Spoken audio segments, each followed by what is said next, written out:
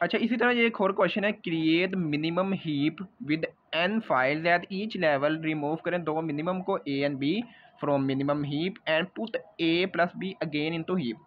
अब आपको ये समझ लग गई होगी कि मिनिमम हीप, एक मैक्सिमम हीप भी होता है, एक मिनिमम हीप भी होता है। मैक्सिमम हीप में क्या होता है, जो वैल्यूज होती हैं, फॉर एग्जाम्पल मेरे पास 100 से लेकर 0 तक है, तो डेफिनेटली जो 100 वाली होगी वो सबसे ऊपर होगी, उससे फिर कम वाली नीचे नीचे आती रहेंगी, ठीक है।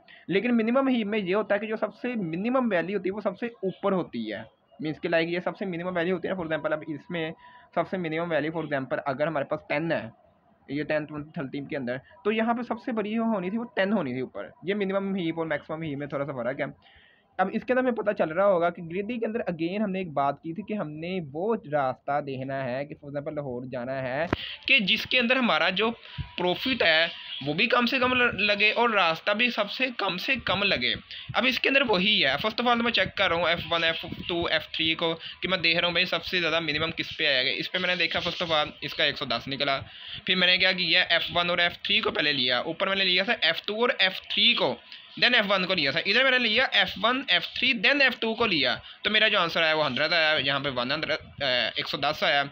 अब दूसरी पे आते हैं। अब एक और मैंने चेक किया जहाँ पर ये पेज गया हमारे पास, ये है।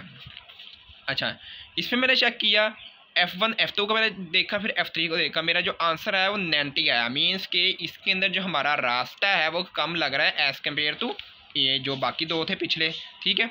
तो इसके अंदर हमारे पास आंसर निकला 90। अच्छा, अगेन लॉजिक यही कहती है जो हैवी फाइल है इसमें जिसमें रिकॉर्ड ज़्यादा है उसको आप ऊपर रखो, ठीक है। देन नीचे वाले जन उससे जो कम आ रही हैं वैल्यूज़ उसको आप नीचे रखो।